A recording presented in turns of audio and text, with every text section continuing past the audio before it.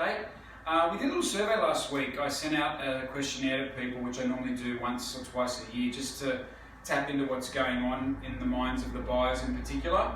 A lot of it we think we know as agents, but I've found over time with experience that it's best to ask, because what you assume is always a little bit fraught with danger and not actually necessarily being the case. So what wasn't surprising though was the main sort of negative feedback that we got back, which I always like to ask. Constructive criticism I think is always very helpful, was about price.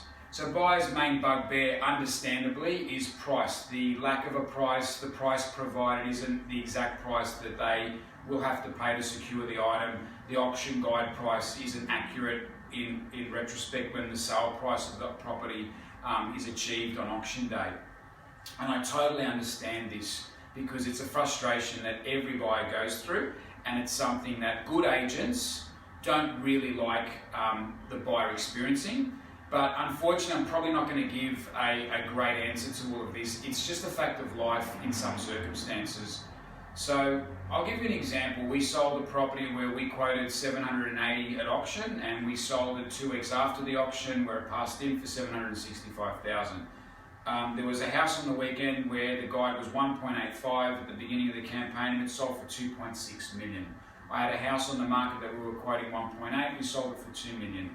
So there's lots of examples where what was quoted in an auction case isn't necessarily what was achieved at the end, but there are some examples where sometimes it's lower than what the guide price was. And we even have feedback there that the buyer thought, oh, well, if it was going to be at that level, then I might have engaged.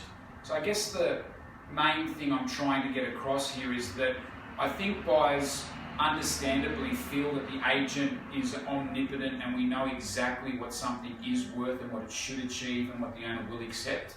But many, many times when we go to market, we are just as interested as the buyers are into the response that we get. And sometimes on behalf of our owners, we're really pleasantly surprised and there's more interest at a price higher than what we anticipated.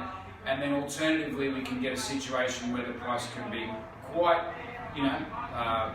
lower than what we had thought of when we went on the market. And sometimes we just don't know until we're on the market. So I know that's probably not the best answer that a lot of buyers want to hear, but that's pretty much in the mind of a very ethical and good agent what is going on. We are testing and measuring that price guide out there, and if we can see a movement, then obviously we'll adjust accordingly. But that's it from me this week. If you've got any queries about any of that, you know where we are. Have a great week, and I'll talk to you next time.